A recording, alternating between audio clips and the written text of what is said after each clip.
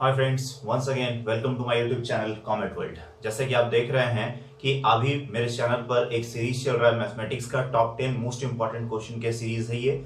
इसमें main question से ज्यादा, क्योंकि ये सारे क्वेश्चंस या तो रिसेंट एग्जामिनेशंस में आए हुए कॉन्सेप्ट के ऊपर है या तो अपकमिंग एग्जामिनेशंस के लिए बहुत ज्यादा इंपॉर्टेंट है। ये किसी पर्टिकुलर एक टॉपिक से रिलेटेड नहीं है, ये पूरे मैथ्स का सिलेबस को कवर करते हैं जिसमें ज्योमेट्री, अलजेब्रा और नॉर्मल कॉमर्शियल मैथमेटिक्स सारे आ जाएंगे। तो बस आपको यही करना है कि इन क्वेश्चंस को अपने रिदम को बरकरार रखना है बनाते हुए, और साथ ही साथ अप्रोचेस पे ध्यान देना है, क्योंकि मैं ये वीडियो खासकर वैसे लोगों के लिए लेकर आ रहा हूं जो ये सोचते हैं कि ये सब क्वेश्चन तो मेरे से बन ही जाएगा, 10th लेवल के क्वेश्चन हैं, पर जब बनाने जाते हैं तो बहुत ज्यादा टाइम ले लेते हैं या एक्स वाई या कन्वेंशनल मेथड पर चले जाते हैं। तो उन मेथड्स पर ना जाते हुए आप क्या करो कि पहले वीडियो को पॉज करो, खुद से बनाओ और फिर वीडियो को देखो और देखो कि दोनों में अंतर क्या है। आपने कितना देर लिया, यहां पर कितने देर में बन रहा है, ये मेथड कैसा है, आपका मेथड कैसा है। आफ्टर ऑल इन सारी चीज को देखने के बाद आप ये मेजर करो कि आपने क्या सीखा है। और बिना कुछ देर किए हुए मैं आज का सेट नंबर 7, जैसा कि आप यहां देख रहे होंगे, आज का सेट नंबर 7 है और इसके पहले सेट 6 तक हो चुके हैं, 1 to 6। जिसको आपने अभी तक नहीं देखा है तो प्लीज डिस्क्रिप्शन में चले जाए, वहां पर कम से कम 10 क्वेश्चन करके 60 क्वेश्चन होंगे। उस 60 क्वेश्चन को एक एक वीडियो में करके देख ले, और या तो फिर आई बटन में यहां पर आ रहा होगा, क्लिक करके पहले उन सब वीडियो को देख ले।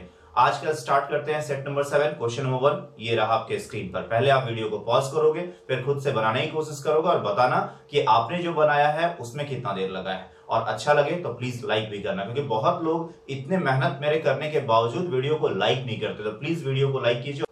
द फर्स्ट क्वेश्चन इज, क्या कहता है, A takes 6 days less than B to do a certain job and 2 days more than C. A and B together can do the work in the same time as C. In how many days B alone can do the complete the work? अब देखो ये question जो है बहुत लोग इसको बनाएंगे लेकिन बिना एक्स लिए कोई नहीं बना पाएगा। मैं क्या करूंगा, ऑप्शंस की मदद से इसको देखो कैसे आसानी से बनाता हूं। यहां पर 3 लोगों की बात की गई है, तो 3 लोग कौन कौन से हैं वो तीनों देखते हैं। पहला है A, दूसरा है B और तीसरा है C। क्या कहता है, A takes 6 days less than B, यानी कि B अगर मान लो यहां पे D डेज ले रहा है तो ये A जो है उसे कितना दिन कम लेता है, 6 दिन कम लेता है।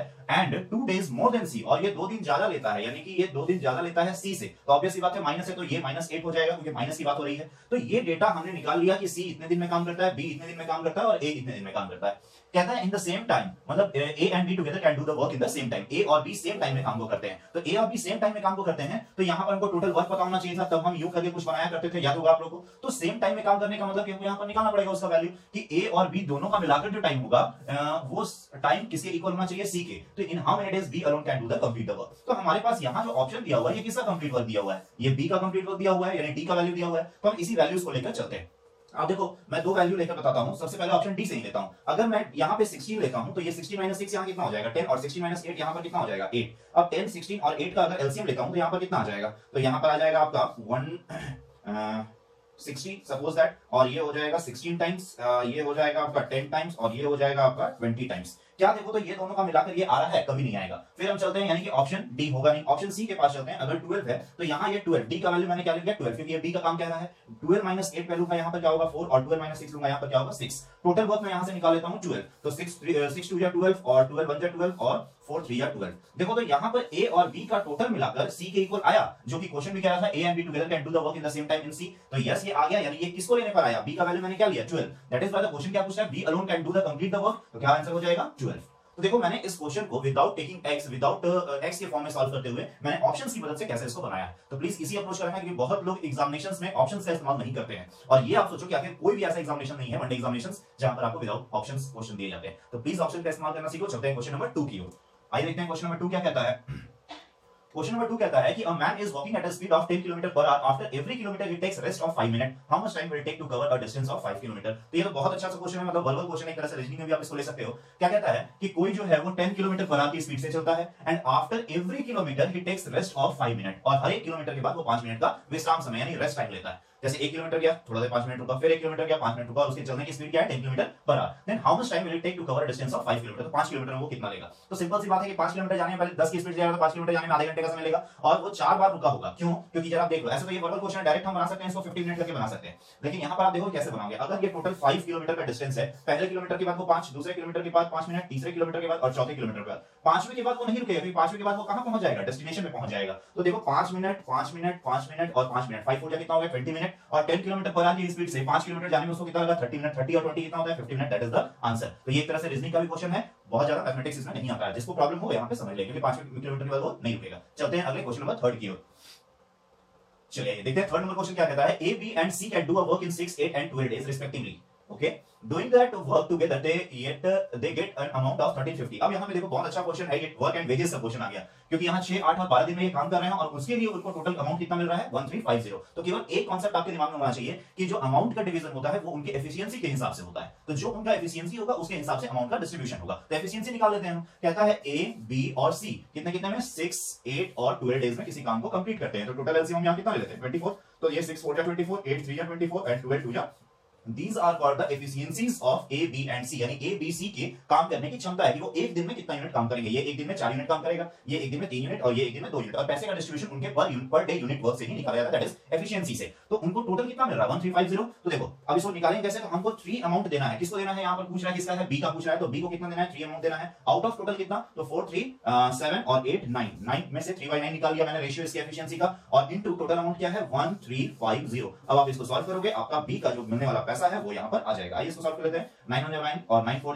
9 5 45 150 और 15 दिया 45, यानी 450 इज द करेक्ट आंसर। कोई ऑप्शन है नहीं डेसिमल में, केवल एक ही है, तो यही होगा। तो वर्क एंड वेजेस का कांसेप्ट आई थिंक समझ में आया, नहीं समझ में आया प्लीज कमेंट करके बताना। चलते हैं नेक्स्ट क्वेश्चन पे, that is question number 4। Question number 4 क्या कहता है वो देखते हैं। 4 कहता है an aeroplane flies along the four side of a square at the speed of 200 400 600 800 km per hour. Find the average speed of the plane around the field. Very good question। अब देखो इसको कैसे बनाएंगे हम। सबसे पहले एक आप यहां पर क्या बना लो, एक आप यहां पर स्क्वायर बना लो। ये मैंने स्क्वायर बना लिया। कहता है कि यहां पे ये 200 किलोमीटर, यहां पर 400 किलोमीटर, यहां पर 600 किलोमीटर और यहां पर 800 किलोमीटर पर आवर की स्पीड से ये जाता है, किलोमीटर पर आवर की स्पीड से ये जा रहा है। यूनिट पे भी ध्यान देना। अब कहता है कि find the average speed of the plane, आपको एवरेज स्पीड निकालना है। तो instead of taking x, again मैं आपको बताऊंगा कोई x और y लेने की जरूरत नहीं है। आप यहां पर देखोगे टोटल डिस्टेंस कहीं ना कहीं अगर चलना यहां से स्टार्ट कर रहा है तो ये आ रहा है यहीं पर, यानी टोटल डिस्टेंस की बात हो रही है, और ये वर्ग है यानी कि स्क्वायर है, तो हर एक साइड इक्वल होगा। तो क्यों ना इन चारों का हम एलसीएम ले ले, क्योंकि हमसे पूछ क्या रहा है एवरेज स्पीड, यानी कि average speed of the plane क्या है, और इस एवरेज स्पीड हम निकालते हैं तो फार्मूला क्या कहता है, total distance by total time taken, यानी डिस्टेंस बाय टाइम, यानी total distance by total time. तो टोटल डिस्टेंस यहां से निकालेंगे, तो देखो ये स्पीड है, तो अगर मैं डिस्टेंस यहां कलर चेंज कर लेता हूं, आपको आसानी होगी समझने में। टोटल डिस्टेंस में मान लेता हूं कि 8 2 4 6 का एलसीएम कितना हो जाएगा, मैं ले लेता हूं 2400। अगर मैं लेता हूं सपोज दैट 2400 मैंने डिस्टेंस ले लिया, तो ये भी क्या हो जाएगा, यहां से यहां 2400, यहां से यहां भी क्या हो जाएगा 2400 और यहां से यहां भी क्या हो जाएगा 2400। तो ये डिस्टेंस हो गया, ये स्पीड हो गया। और डिस्टेंस बाय स्पीड क्या होता है, time. Distance by speed time, distance by speed time, distance by speed time. तो मुझे डिस्टेंस निकालना है 24 24 24 24, यानी कि कितना हो जाएगा 9600। ये टोटल डिस्टेंस हो गया, क्योंकि हर एक साइड इक्वल है 2400 × 4 9600 एंड द टाइम। तो यहां से अगर मैं टाइम कैलकुलेट करूं तो ये कितना टाइम आ जाएगा, ये 12 टाइम आएगा। ये यहां से कितना आ जाएगा 6 टाइम आएगा, यहां से कितना आ जाएगा 4 टाइम आएगा, और यहां से कितना आ जाएगा 3 आएगा। अब जरा सारे टाइम को मैं प्लस करूं, क्योंकि टोटल टाइम टेकन होता है एवरेज स्पीड के लिए, तो 12 6 18 18 4 22 23 24 25 में यहां ले लेता हूं। अब देखो इसको भी सॉल्व करने का बड़ा आसान सा तरीका है कि डबल 100 है या 96 × 100, तो ये डबल मतलब 100 को 4 टाइम्स में चला जाएगा, और 96 × 4 हमको देखना है। 4 6 कितना होता है 24, is there unit digit 4, yes 24, लेकिन नन ऑफ दिस भी पूरा कर लेते हैं, और 4 6 24 का 4 आ गया, 2 कैरी 4 9 या 36 और 2 38, यानी 384 is the average speed. Yes there is option A. तो देखो मैंने बिना x लिए इस क्वेश्चन को कैसे बनाया है, कैसे क्यों लिया है, फिर से आप सुनना। अगर आपको लगता है कि वीडियो थोड़ा फास्ट है, प्लीज वीडियो की स्पीड को थोड़ा स्लो कर लो, ये YouTube में फीचर रहता है। चलते हैं अगले क्वेश्चन पे, दैट इज क्वेश्चन नंबर 5 की ओर। देखिए क्वेश्चन नंबर 5 क्या कहता है, a square carpet with an area of 169। देखो अब जैसे ही स्क्वायर कारपेट बोला तो ये आपका सपोज दैट ये कि स्क्वायर कारपेट था और इसका टोटल एरिया कितना दे रखा है 169। ये 169 क्या है, मीटर स्क्वायर। तो ऑब्वियस सी बात है जब स्क्वायर है तो यानी कि इसका पर्टिकुलर साइड कितना हो जाएगा 13 13 13 और 13 का साइड हो गया। ये एज मतलब आपको वेल नोन होना चाहिए कि 13 का स्क्वायर 169 होता है। Must have 2 metre cut off one of its edges. अब इसको एक एज पर, किसी एक एज पर, फिर से मैं कलर चेंज कर रहा हूं, किसी एक एज पर इसको 2 मीटर का कट किया जा रहा है, मतलब यहां से इसको 2 मीटर कट कर दिया गया और इसको ऐसे मिला दिया गया। ओके तो कहता क्या है कि perfect fit for a rectangular room, और इसलिए ऐसा किया गया ताकि ये एक रेक्टेंगुलर रूम में फिट बैठ पाए। तो रेक्टेंगुलर रूम में फिट बैठ गया। What is the area of the rectangular room, तो इस रेक्टेंगुलर रूम का एरिया क्या है। देखो ये तो 13 का 13 ही रहेगा, और ये वाला साइड में से 2 ऊपर चला गया, 13 - 2 कितना हो जाएगा 11 11, और ये 13, ये क्या बन गया रेक्टेंगल। और रेक्टेंगल का एरिया क्या होता है, लेंथ इनटू ब्रेथ, यानी 13 × 11 कितना हो जाएगा 143। आप इसको सॉल्व करके देख लेना, यही आएगा। That's the solution of the question number 5। अब चलते हैं क्वेश्चन नंबर 6 की ओर। जहां ना समझ में आए प्लीज मुझे कमेंट करके बताते रहना। क्वेश्चन नंबर 6 क्या कहता है, अ मैन परचेजेस 2 वॉचेस 560। बहुत अच्छा क्वेश्चन है, देखना कि मैं इसको क्या अप्रोच से बना रहा हूं। बार बार कहता हूं कि अप्रोच पे ध्यान देना, क्वेश्चंस सारे लोग बनाएंगे, ये क्वेश्चन भी एक्स लेकर सारे लोग बनाएंगे, लेकिन देखना कि मैं किस अप्रोच से बना रहा हूं। कि एक व्यक्ति है, उसने 560 रुपए में 2 घड़ी खरीदी, ठीक है। He sells one at 50% profit and other at 10% loss, then he neither gain और नॉट लॉस। मतलब एक पर उसने, मतलब मान लो कि मैंने ये 2 घड़ियां कर दी हैं और दोनों को मिलाकर कितने में लिया है 560 में। एक पर मुझे 15% का लाभ हुआ और दूसरे पर मैंने 10% की हानि पर बेचा है, और कुल मिलाकर, चूंकि हानि पर बेच दिया, कुल मिलाकर मुझे ना लाभ हुआ ना नुकसान हुआ। तो अब पूछा गया find the cost price of each watch. तो हर एक वॉच का दाम क्या था, प्राइस क्या था, कॉस्ट प्राइस। तो अब जरा ध्यान देना कि मैं क्या अप्रोच से इसको बना रहा हूं।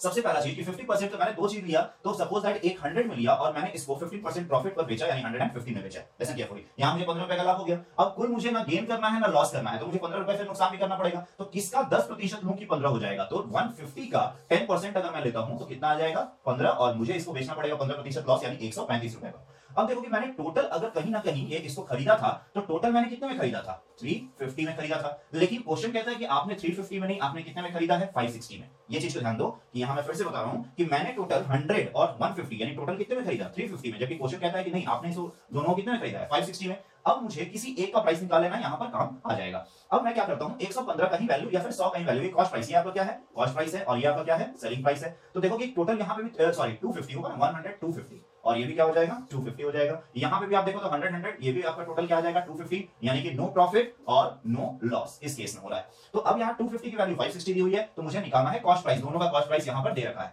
तो मैं क्या करता हूं, निकालने की कोशिश करता हूं। देखो 100 की वैल्यू निकालता हूं यहां से, तो 100 की वैल्यू निकालूंगा तो क्या हो जाएगा 560 अपॉन में 250 और इनटू में क्या हो जाएगा 100। अब जब इसको सॉल्व करूंगा तो ये कितना हो जाएगा 25 से अगर देखो तो ये 10 बार में, और 25 से ये कितनी बार में जाएगा 4 बार में, और ये इससे कैंसिल हो गया, यानी 4 6 जा 24 2 कैरी और 4 5 जा 20 और 2 224। देखो हमारे पास एक का कॉस्ट प्राइस आ गया 224, यानी कि ये तो होगा नहीं, ये होगा नहीं क्योंकि 224 यहां है और यहां है। अब देखो 224 और 336 560 हो गए, ये होगा, ये दोनों को जोड़ रहे हैं तो कभी ना कभी 560 तो आएगा ही नहीं, और इस दोनों को ऐड करने पर 560 आ जाएगा। That is option is our C, क्योंकि टोटल हमारे कितने में खरीदा गया है 560 में। तो इस अप्रोच को ध्यान देने की कोशिश करो, केवल आपको एनालिसिस और आपके प्रैक्टिस का चीज है, नथिंग एल्स। ये मत बोलना कि सर आपने कैसे सोच लिया, प्रैक्टिस का चीज होता है। चलते हैं आगे क्वेश्चन नंबर 7 की ओर। जहां नहीं समझ में आया प्लीज मुझे कमेंट करके बताना कि कहां आपको नहीं समझ में आ रहा है। चलते हैं क्वेश्चन नंबर 7 क्या कहता है, if a 6 men and 8 boys can do a piece of work in 10 days। अब यहां पे देखो कि 6 men है, यानी कि 6 men और प्लस 8 बॉयज, ये लोग कोई काम को कितने दिन में करते हैं, तो 10 डेज में करते हैं। और इसी काम को फिर while 26 men plus 48 boys can do the same piece of work in 2 days। ये वही चीज क्या है 2 डेज में। तो अब देखो कि यहां पे मैं 60 करूंगा, 10 6 का कितना हो जाएगा 60, और 26 2 जा 52, यानी कि 60 में से 52 जाएगा तो यहां क्या बचेंगे 8 मैन बचेंगे। और यहां पर देखो 10 8 जा कितना हो जाएगा 80, और 48 2 जा 96, यानी यहां कितने बचेंगे 16 बॉयज। यानी मैन अपॉन में बॉयज को मैं यहां सॉल्व करूंगा तो यहां कितना आ जाएगा 2:1। यही एफिशिएंसी मुझे निकालना था, क्योंकि इसी एफिशिएंसी के ऊपर आगे चलेंगे। अब या तो ये वाला वर्क को मैं लेके आगे बढ़ सकता हूं, या तो इस वर्क को लेके आगे बढ़ सकता हूं। तो देखो इस वर्क को मैं आगे लूंगा तो डायरेक्ट मैं बता रहा हूं, ध्यान देना, m की वैल्यू मैं 2 रखूं तो 6 2 कितना हो जाएगा 12, और b की वैल्यू 1 रखूं तो 12 और 8 कितना हो जाएगा 20, और यहां बाहर में क्या है इनटू 10। अब इस वर्क को करना किसको है, जरा ध्यान दो कि the time taken by 15 men and 20 boys। तो 15 men यानी कि 15 men plus 20 boys can do a work in d days। हमको नहीं पता इसी का वैल्यू निकालना है, तो देखो m का वैल्यू कितना रखना होगा 2, और b का वैल्यू क्या रखना पड़ेगा 1। तो 15 या 30 और 20 कितना आ जाएगा, ये टोटल आ जाएगा 50। इस पूरे चीज को सॉल्व करेंगे तो 50 आएगा। अब यहां पे देखो कैसे इसको सॉल्व करेंगे हम। ये 10 से कितने बार में चला जाएगा 5 टाइम्स में, और 5 से कितने टाइम में चला जाएगा 4, यानी डी का वैल्यू कितना आ गया 4 डेज, और यही आपका आंसर हो जाएगा। तो केवल एफिशिएंसी की बात है, बहुत इजी सा क्वेश्चन, अगर आप रेगुलर प्रैक्टिस में हो तो ये सब क्वेश्चन आराम से बना लोगे। Is there is option yes, option 8। Now we move to the question number 8। 8 क्या कहता है वो देखते हैं। 8 कहता है दो स्टेशन ए और बी के बीच चलने वाले ट्रेन अपने गंतव्य पर 10 मिनट देरी से पहुंचती है, जबकि उसकी गति 50 किलोमीटर प्रति घंटे होती है। इंग्लिश में क्वेश्चन देख लेते हैं। A train running between two stations A and B arrives at its destination 10 minutes late when its speed is 15 km per hour and 50 minutes late when its speed is 30 km per hour. What is the distance between the station and A? देखो यहाँ पर A है और यहाँ पर B है। क्या कहता है कि वो 10 मिनट का ज्यादा समय लेती है, 10 मिनट ज्यादा लेट से पहुंचती है। कब? जब उसकी स्पीड क्या थी 50 किलोमीटर पर आवर, यानी 50 जब स्पीड थी तो 10 मिनट का ज्यादा समय लिया, और जब उसकी स्पीड 30 हो जाती है तो वो कितना लेट पहुंचता है 50 मिनट। 10 मिनट और एक 50 मिनट है, ये 50 मिनट। तो मुझे दोनों के बीच का डिस्टेंस यानी ए और बी के बीच का डिस्टेंस निकालना। This is A and this is B. Question I think समझ में आया होगा कि जब वो 50 की स्पीड से ज्यादा 10 मिनट का लेट पहुंचता है, और जब वो 30 की स्पीड से ज्यादा तो 50 मिनट लेट से पहुंचता है। तो आंसर बताइए। तो देखो मैं क्या करता हूं, दोनों टाइम को इक्वेट करता हूं, मतलब इधर भी टाइम रहेगा उधर भी टाइम रहेगा। इधर मैंने डिस्टेंस, टोटल डिस्टेंस मैंने दोनों के बीच का टी मान लिया, और वो किस स्पीड से जा रहे हैं 50 की स्पीड से जा रहे हैं, तो वो टाइम एक्स्ट्रा कितना ले रहे हैं 10 मिनट का, तो मैंने माइनस कर दिया 10 अपॉन में 60। माइनस क्यों किया? क्योंकि एक्यूरेट टाइम पर पहुंचाने के लिए 10 मिनट का ज्यादा समय था इस स्पीड से, इसलिए 10 मिनट माइनस कर दिया। और यहाँ पर फिर वही काम कर रहा हूँ, d अपॉन में 30, इस बार 30 की स्पीड से जा रहे हैं, अपॉन में 60 क्यों किया, क्योंकि ये मिनट में है, इसको आवर्स में करने के लिए, किलोमीटर पर आवर में, और d/30, और यहाँ पे मैंने 50 मिनट वो लेट से पहुंच रहे हैं, तो -50 अपॉन में 60 कर दिया है। अब यहाँ से केवल आप इसको सॉल्व कर लो, ये उधर जाएगा तो यहाँ हो जाएगा 20d अपॉन में 50 इंटू 30, और यहाँ पर मैं देख लेता हूँ यहाँ क्या हो जाएगा ये हो जाएगा 50 माइनस 10 यानी फिर 40 अपॉन में 60। अब देखो इस चीज को मैं सॉल्व करता हूं तो यहाँ पे 20 से कितने टाइम में चला जाएगा, 2 से चला जाएगा, 30 से कितने टाइम में चला जाएगा, 2 से चला जाएगा, 2 कैंसिल हो जाएगा, और d का वैल्यू आपका कितना आ जाएगा 50 किलोमीटर, यानी d का वैल्यू क्या हो जाएगा 50 किलोमीटर। तो प्लीज आप ये सॉल्यूशन को ध्यान देना कि कैसे मैंने बनाया है और क्यों लिया, क्योंकि ये भी आपका क्या है ओवरऑल टाइम है और ये भी आपका क्या है ओवरऑल टाइम है। इस दोनों को देखते हुए बनाने की कोशिश करना, जहां ना समझ में प्लीज मुझे कमेंट करके बताना विद द क्वेश्चन नंबर कि सर मुझे ये क्वेश्चन नहीं समझ में आया। चलते हैं अगले क्वेश्चन की ओर, that is the question number 9।